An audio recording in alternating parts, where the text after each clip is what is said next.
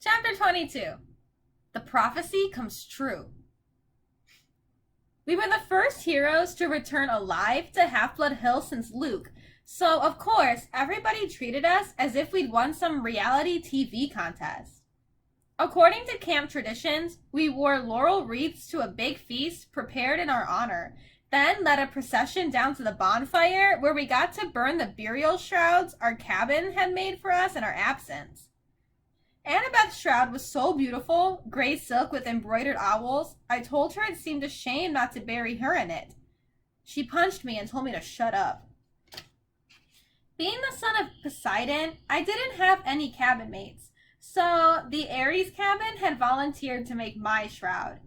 They'd taken an old bedsheet and painted smiley faces with X'd out eyes around the border and the word loser painted really big in the middle. It was fun to burn.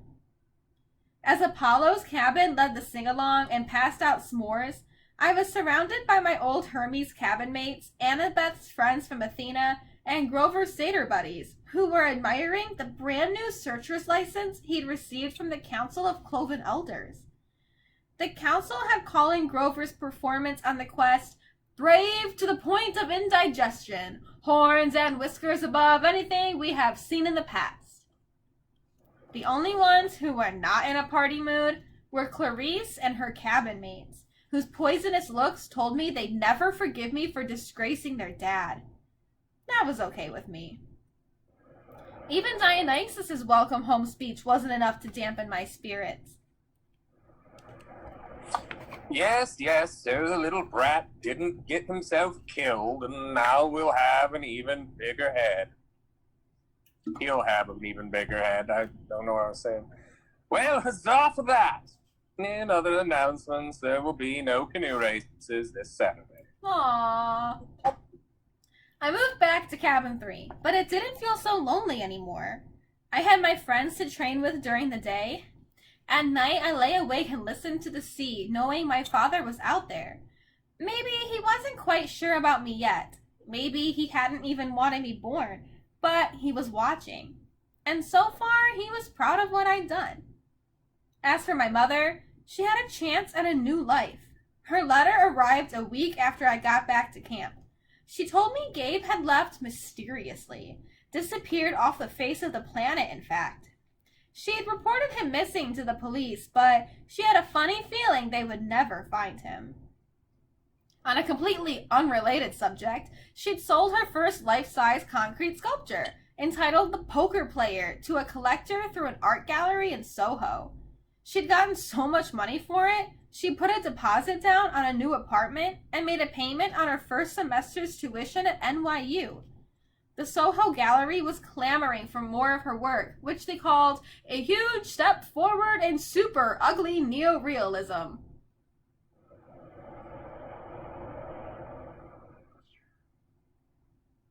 Don't worry, my mom wrote. I'm done with sculpture. I dispose of that box of tools you left me. It's time for me to turn to writing. At the bottom, she wrote a P.S. Percy, I found a good private school here in the city. I put a deposit down to hold you a spot in case you want to enroll for 7th grade. You can live at home. But if you want to go year-round at Half-Blood Hill, I'll understand. I folded the note carefully and set it on my bedside table. Every night before I went to sleep, I read it again, and I tried to decide how to answer her. On the 4th of July, the whole camp gathered at the beach for a fireworks display by Cabin 9. Being Ephesus' kids, they weren't going to settle for a few lame red, white, and blue explosions. They'd anchored a barge offshore and loaded it with rockets the size of Patriot missiles. According to Annabeth, who'd seen the show before, the blast would be sequenced so tightly they'd look like frames of animation across the sky. The finale was supposed to be a couple of 100-foot-tall Spartan warriors who would crackle to life above the ocean, fight a battle, then explode into a million colors. As Annabeth and I were spreading a picnic blanket, Grover showed up to tell us goodbye. He was dressed in his usual jeans and t-shirt and sneakers, but in the last few weeks, he started to look older, almost high school age. His goatee had gotten thicker, he'd put on weight, his horns had grown at least an inch, so now he had to wear his Rasta cap all the time to pass as human. I'm off. He said. I just came to say, well, you know. I tried to feel happy for him. After all, it wasn't every day a satyr got permission to go look for the great god Pan. But it was hard saying goodbye. I'd only known Grover a year, yet he was my oldest friend. Annabeth gave him a hug. She told him to keep his fake feet on. I asked him where he was going to search first. Kind of a secret. He said, looking embarrassed. I wish you could come with me, guys. But humans and Pan... We understand. Annabeth said. You got enough tin cans for the trip? Yeah.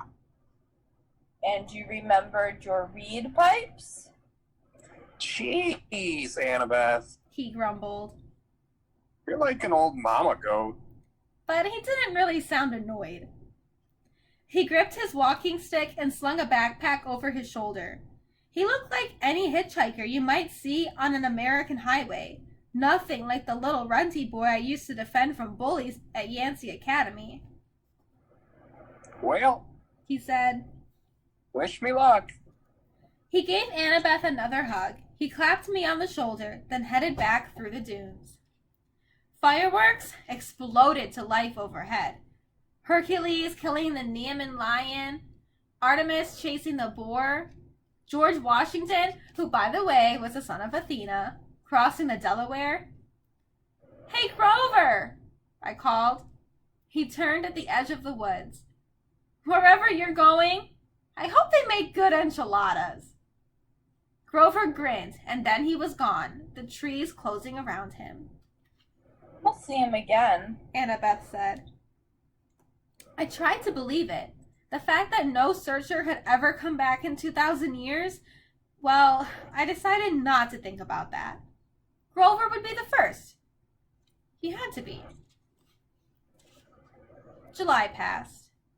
I spent my days devising new strategies for Capture the Flag and making alliances with the other cabins to keep the banner out of Ares' hands.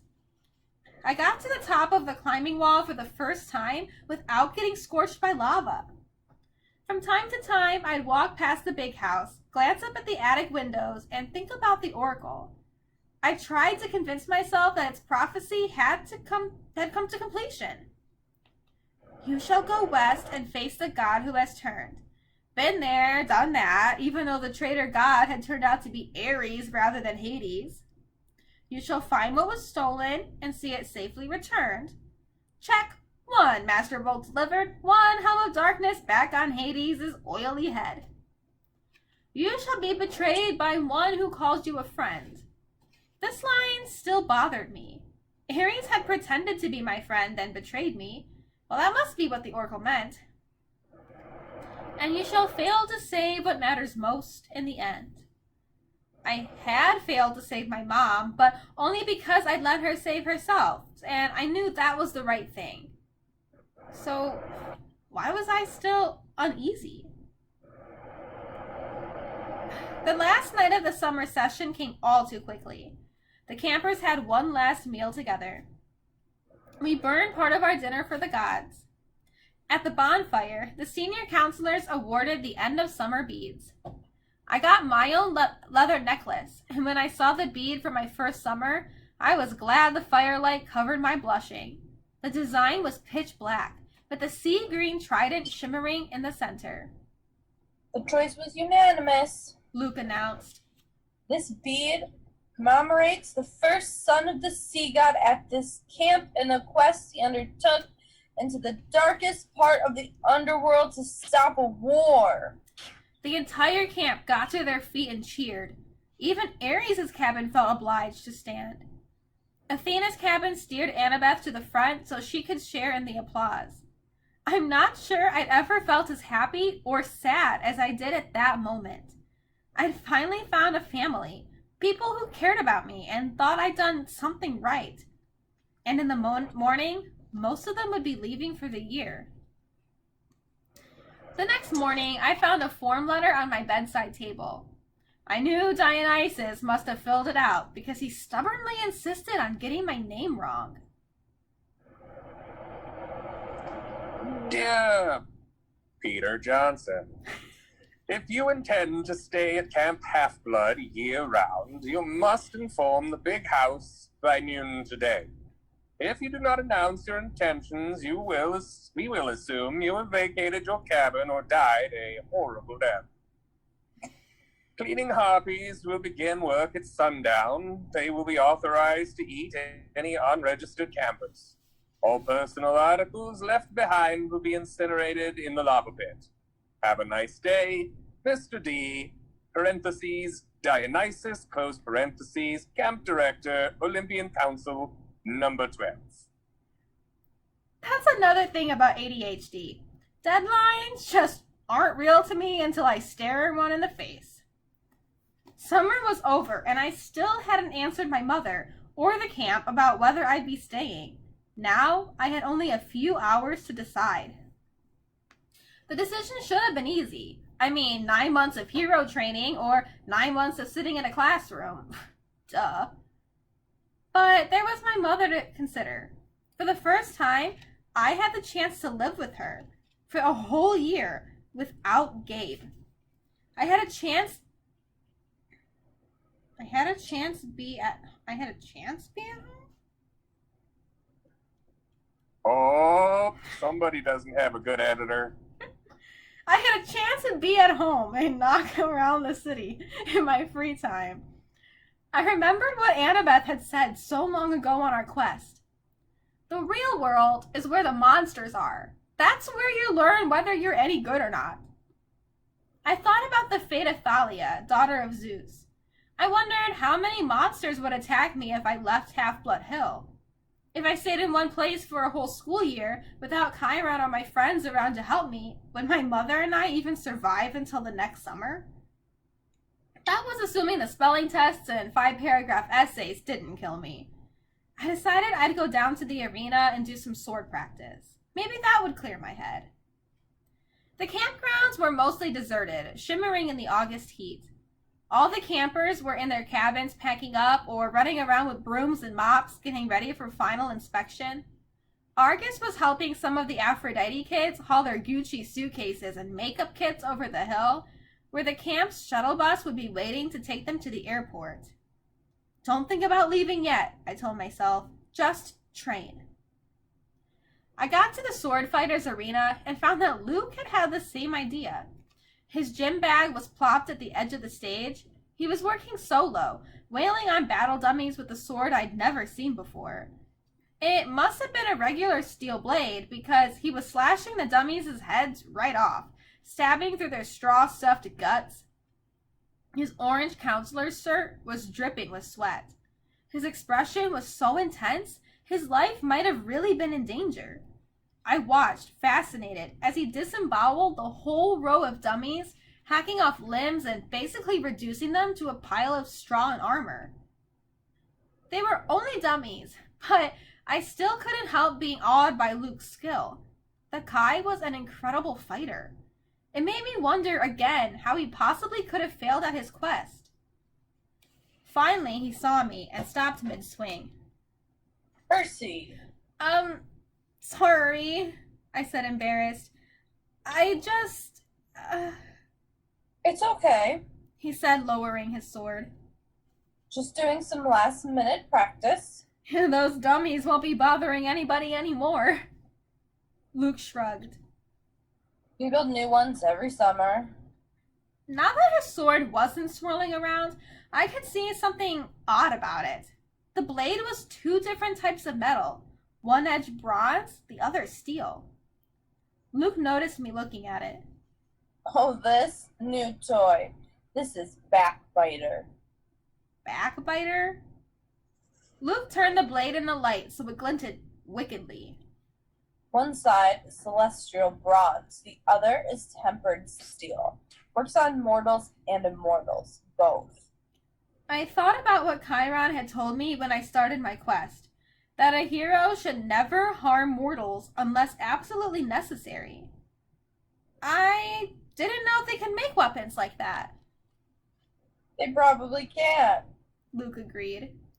It's one of a kind. He gave me a tiny smile, then slid the sword into its scabbard. Listen, I was going to come looking for you. What do you say we go down to the woods one last time? Look for something to fight. I don't know why I hesitated. I should have felt relieved that Luke was being so friendly. Ever since I'd gotten back from the quest, he'd been acting a little distant. I was afraid he might resent me for all the attention I'd gotten. You think it's a good idea? I asked. I mean, Oh, come on. he rummaged in his gym bag and pulled out a 6-pack of Cokes. Drinks are on me. I stared at the Cokes, wondering where the heck he'd gotten them. There were no regular mortal sodas at the camp store. No way to smuggle them in unless you talked to a satyr, maybe. Of course, the magic dinner goblets would fill with anything you want, but it didn't taste the same as a real Coke, straight out of the can. Sugar and caffeine. My willpower crumbled. Sure, I decided. Why not? We walked down to the woods and kicked around for some kind of monster to fight, but it was too hot. All the monsters with any sense must have been taking siestas in their nice, cool caves. We found a shady spot by the creek where I'd broken Clarissa's spear during my first Capture the Flag game. We sat on a big rock, drank our Cokes, and watched the sunlight in the woods. After a while, Luke said, You miss being on a quest. With monsters attacking me every 3 feet? Are you kidding? Luke raised an eyebrow. Yeah, I miss it, I admitted. You? A shadow passed over his face. I was used to hearing from the girls how good-looking Luke was, but at the moment, he looked weary and angry, and not at all handsome. His blonde hair was gray in the sunlight. The scar on his face looked deeper than usual. I could imagine him as an old man. And lived at Half-Blood Hill year-round since I was 14. He told me. Ever since Thalia, well, you know, I trained and trained and trained. I never got to be a normal teenager.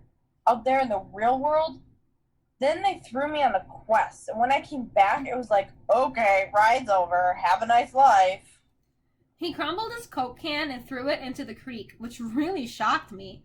One of the first things you learn at Half-Blood is don't litter. You'll hear for the nymphs and the naiads, they'll get even. You'll crawl into bed one night and find your sheets filled with centipedes and mud. The heck with poor old Reese, Luke said. I'm not going to end up like those dusty trophies in the big house attic. You make it sound like you're leaving. Luke gave me a twisted smile. Oh, I'm leaving, all right. Percy, I brought you down here to say goodbye.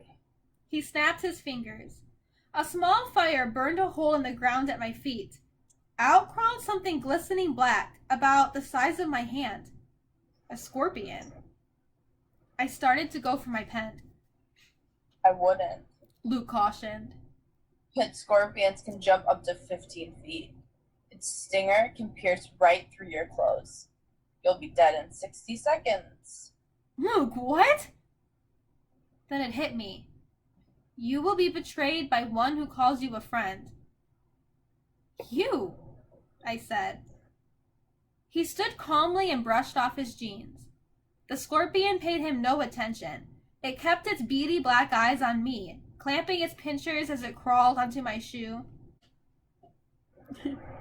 I saw a lot out there in the world, Percy. Luke said.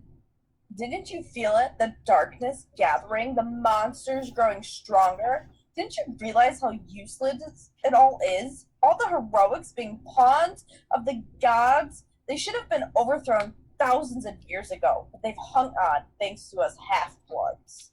I couldn't believe this was happening.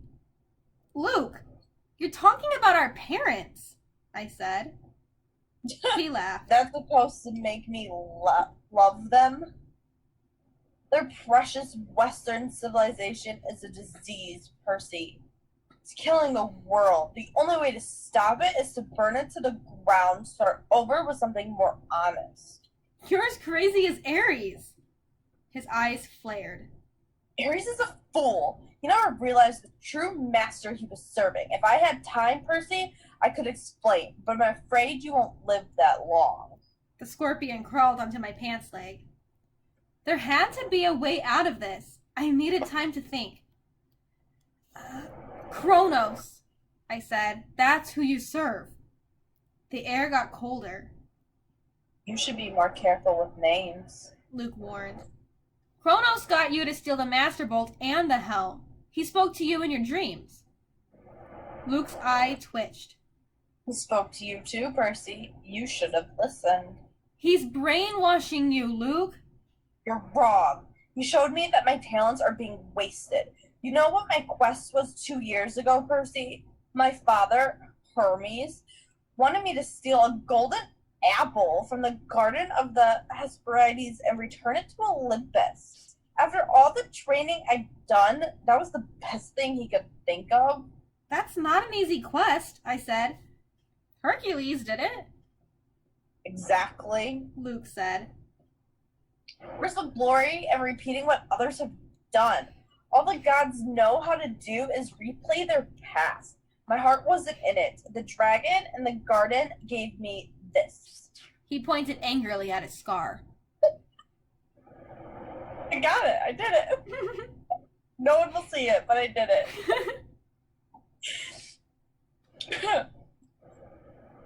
When I came back, all I got was pity.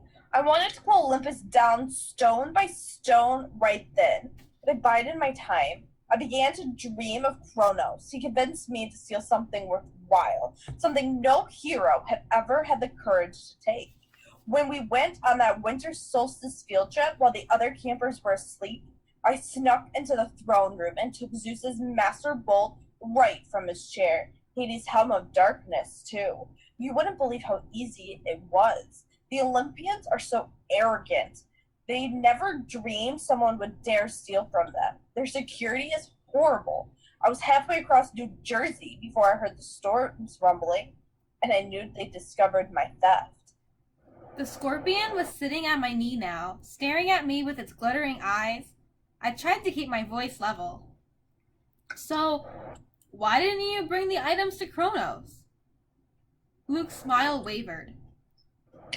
I got overconfident. Zeus sent out his sons and daughters to find the stolen boat. Artemis, Apollo, my father, Hermes. But it was Ares who caught me. I could have beaten him, but I wasn't careful enough. He disarmed me, took the items of power, threatened to return them to Olympus, and burned me alive. Then Kronos' voice came to me and told me what to say. I put the idea in Ares' head about a great war between the gods. I said all he had to do was hide the items away for a while and watch the others fight. Ares got a wicked gleam in his eyes. I knew he was hooked. He let me go, and I returned to Olympus before anyone noticed my absence. Luke drew his new sword. He ran his thumb down the flat of the blade as if he were hypnotized by its beauty. Afterward, the Lord of the Titans, he punished me with nightmares. I swore not to fail again. Back at Camp Half-Blood, in my dreams, I was told that a second hero would arrive, one who could be tricked into taking the bolt and the helm the rest of the way from Ares down to Tartarus. You summoned the Hellhound that night in the forest. We had to make Chiron think the camp wasn't safe for you, so he would start you on your quest. We had to confirm his fears that Hades was after you, and it worked. The flying shoes were cursed, I said.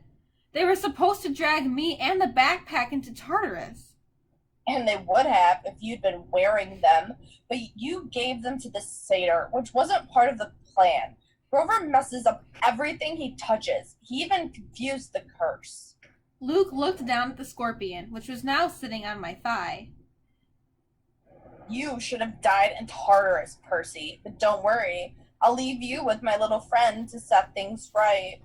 Thalia gave her life to save you, I said, gritting my teeth. And this is how you repay her? Don't speak of Thalia, he shouted. The gods let her die. That's one of the many things they will pay for. You're being used, Luke. You and Ares both. Don't listen to Kronos. I've been used. Luke's voice turned shrill. Look at yourself. What has your dad ever done for you? Kronos will rise. You've only delayed his plans. He will cast the Olympians into Tartarus and drive humanity back to their caves. All except the strongest, the ones who serve him. Call off the bug, I said. If you're so strong, fight me yourself. Luke smiled. Nice try, Percy, but I'm not Ares. You can't bait me. My lord is waiting, and he's got plenty of quests for me to undertake. Luke! Goodbye, Percy. There's a new golden age coming. You won't be part of it. He slashed his sword in an arc and disappeared in a ripple of darkness. The scorpion lunged. I swatted it away with my hands and uncapped my sword. The thing jumped at me and I cut it in half midair. I was about to congratulate myself until I looked down at my hand. My palm had a huge red welt oozing and smoking with yellow guck. The thing had gotten me after all. My ears pounded. My vision went foggy. The water, I thought. It healed me before. I stumbled to the creek and submerged my hand, but nothing seemed to happen. The poison was too strong. My vision was getting dark. I could barely stand up. 60 seconds, Luke had told me. I had to get back to camp. If I collapsed out here, my body would be dinner for a monster. Nobody would ever know what had happened. My legs felt like lead. My forehead was burning. I stumbled toward the camp, and the nymphs stirred from their trees. Help! I croaked. Please! 2 of them took my arms, pulling me along. I remember making it to the clearing, a counselor shouting for help, a centaur blowing a conch horn. Then, everything went black. I woke with a drinking straw in my mouth. I was sipping something that tasted like liquid chocolate chip cookies. Nectar. I opened my eyes. I was propped up in bed in the sick room of the big house, my right hand bandaged like a club. Argus stood guard in the corner. Annabeth sat next to me, holding my nectar glass and dabbing a washcloth on my forehead. Here we are again, I said. You idiot, Annabeth said, which is how I knew she was overjoyed to see me conscious. You were green and turning gray when we found you. If it weren't for Chiron's healing. No, Chiron's voice said. Percy's constitution deserves some of the credit. He was sitting near the foot of my bed in human form, which was why I hadn't noticed him yet. His lower half was magically compacted into the wheelchair, his upper half dressed in a coat and tie. He smiled, but his face looked weary and pale, the way it did when he'd been up all night grading Latin papers. How are you feeling? He asked. Like my insides had been frozen and then microwaved. Considering that was pit scorpion venom, now you must tell me, if you can, exactly what happened? Between sips of nectar, I told them the story. The room was quiet for a long time. I can't believe that, Luke. Annabeth's voice faltered. Her expression turned angry and sad. You know what? I can't believe it. May the gods curse him. He was never the same after his quest. He must be reported to Olympus. Chiron murmured. I will go at once. Luke's out there right now, I said. I have to go after him. Chiron shook his head. No, Percy. The gods won't even talk about Kronos, I snapped. Zeus declared the matter closed. Percy, I know this is hard, but you must not rush out for vengeance. You aren't ready. I didn't like it, but part of me suspected Chiron was right. One look at my hand, and I knew I wasn't going to be sword fighting anytime soon. Chiron, your prophecy from the Oracle, it was about Kronos, wasn't it? Was I in it? And Annabeth? Chiron glanced nervously at the ceiling. Percy, it isn't my place. You've been ordered not to talk to me about it, haven't you? His eyes were sympathetic but sad. You will be a great hero, child. I will do my best to prepare you. But if I'm right about the path ahead of you... Thunder boomed overhead, rattling the windows. All right. Chiron shouted. Fine. He sighed in frustration.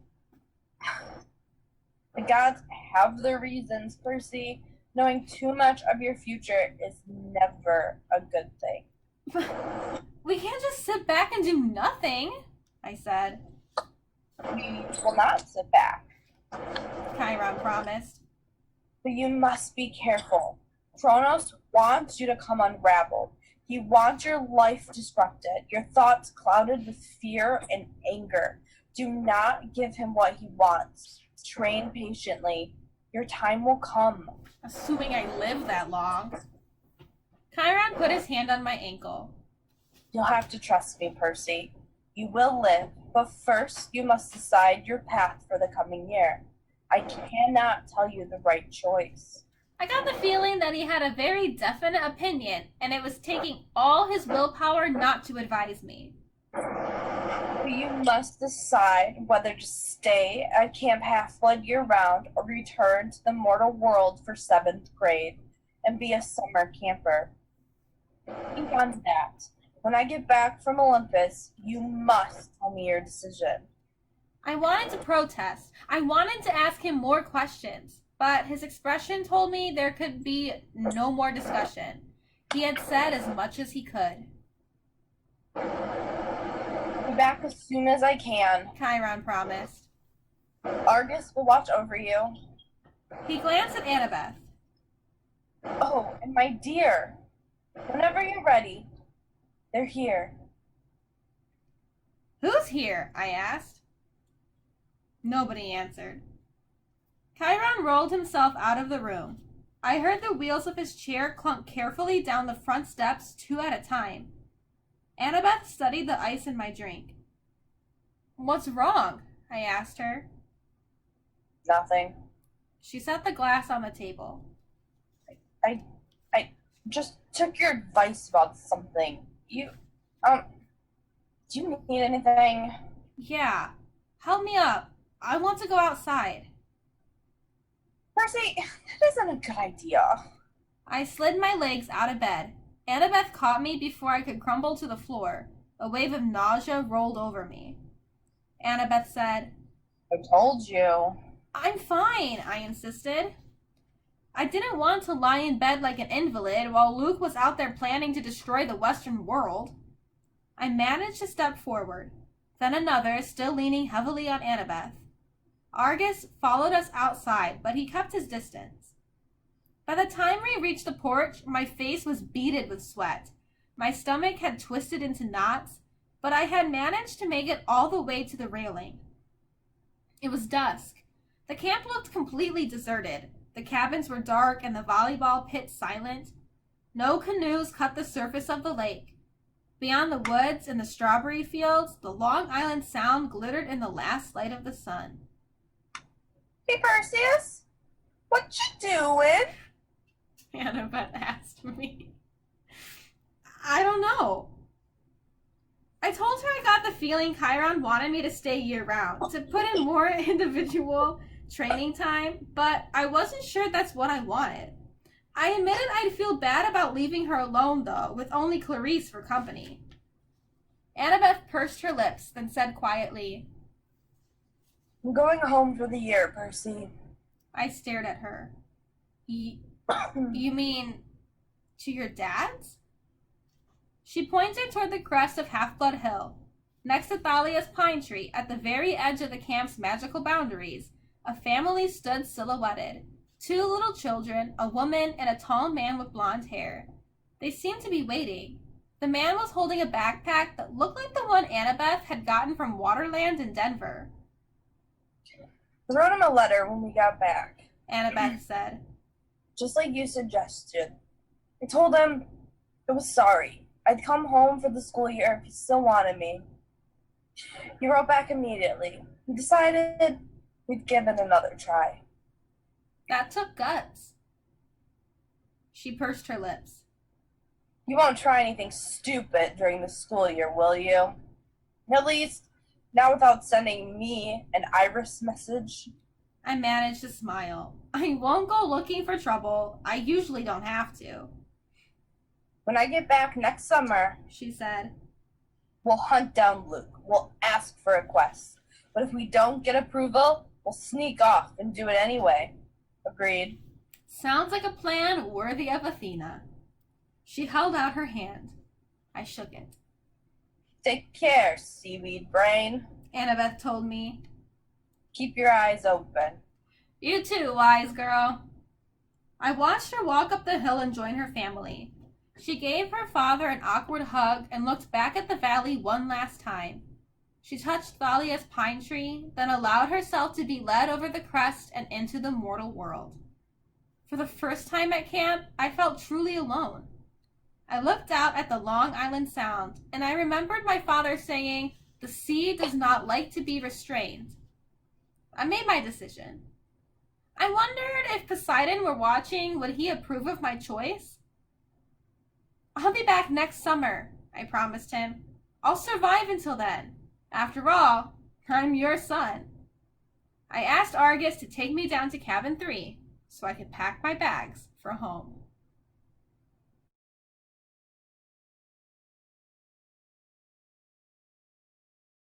Do-do, do-do-do-do, do-do-do. The prophecy comes true. 22. Do-do-do-do-do-do-do.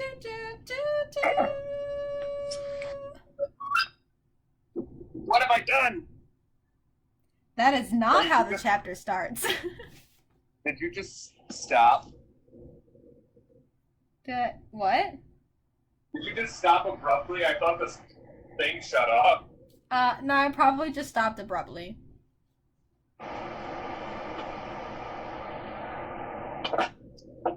That was a fun noise, though. It's like you took your phone and you said, "You want to hear the fan?" and you shoved it inside the fan.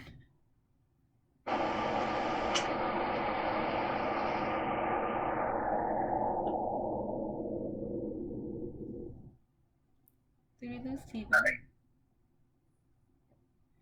Where'd you go, Percy Jackman?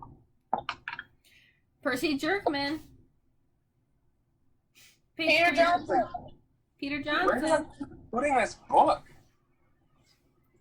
I don't know, but why don't you have it with you when we start the video call? Listen, I was laying on the couch under a blanket, and I wanted to get on the video call before you got mad at me. Uh-huh, okay. Now I'm back on the couch with a blanket. Thank you for your step-by-steps. Well, I don't have the video on, so I have to tell you everything I'm doing. You could turn the video on, and then this final chapter could just be looking at us read the book. No. Yeah. No. It'll be like No, D&D for realsies. No. I roll to see if I get to stay at camp all summer.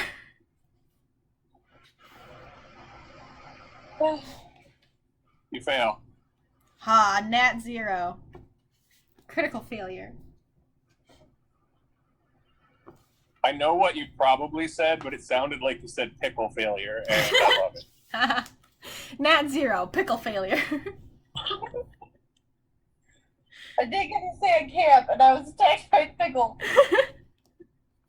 Yeah, probably. That's something that would happen. Alright, I'm ready whenever you are. Are you ready? Ashley? Sorry. Yeah. I looked at you as I said it, but then you weren't looking at me, and obviously you can't tell where I'm looking, but No. I tried. Alright, the final chapter. Thank you, Teven. You are the only one that I care about. You and Mr. Sachs. I did it earlier, and you didn't acknowledge me. Should have done it now. Nope. Now I kind 22. of want to look up that video. I haven't seen it in 15 years.